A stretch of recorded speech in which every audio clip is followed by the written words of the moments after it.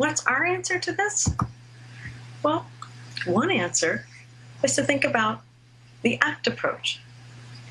An ACT, really simply, in a nutshell, means accepting the moment for what it is, with whatever emotions or feelings it brings, connecting with the things that are most important to you. We call those values in ACT, and I'll talk about what those are in a little bit. And in the service of those values, even in the presence of strong, unwanted feelings or thoughts, taking action, taking even small steps towards those things that you care about. And that's it in a nutshell.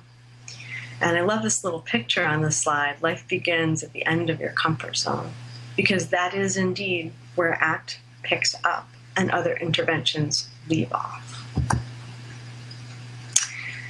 This is a picture of what we call in ACT the hexaflex. You'll notice that it has 6 points, and it's divided into 2 sides. And what you're looking at on the left side of the screen in the slide are the acceptance and mindfulness processes. Okay?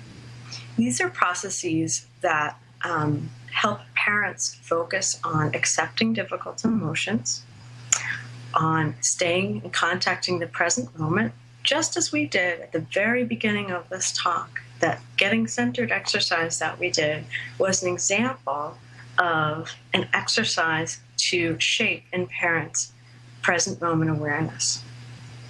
Diffusion is sort of a fancy way of saying, noticing that your thoughts are just that, they're thoughts, they're not literal truths. The reverse of that is fusion, and that, in addition to experiential avoidance, is a key treatment target of ACT. Fusion means experiencing your thoughts as literal truths. Okay? Self as context is noticing that you are an observer of your experience. Your experience isn't the sum total of you. So, for example, if I have a story of myself or a thought about myself as, I don't know, not being a good parent trainer, I separate from that thought. I notice that I'm having a thought that I'm not a great parent trainer. I'm not struggling with whether it's true or not. I'm just noticing I'm having this thought and that I am separate from this thought. Okay? So that's self as context. So why are these processes necessary? A little cartoon to give you an example of that. You may have noticed when we did that getting present exercise at the very beginning of the talk that your mind was probably wandering a lot. I know mine was, and I know that that's not an uncommon experience whenever I've taught these workshops to staff, care providers, parents, clients, whoever, kids even, especially kids. And you'll notice that our little person has lots of questions that he's thinking about: who, what, where, when, how long, all of that. And his mind is very, very busy. Meanwhile, his friend, the dog, who does not have language, is merely thinking of, be nice to have a bone.